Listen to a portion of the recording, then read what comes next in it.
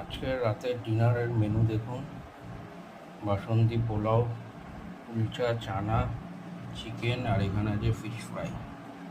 এটা হচ্ছে আমার আজকের রাতের ডিনার। প্রথমে একটু কুলচা চানা টেস্ট করছি।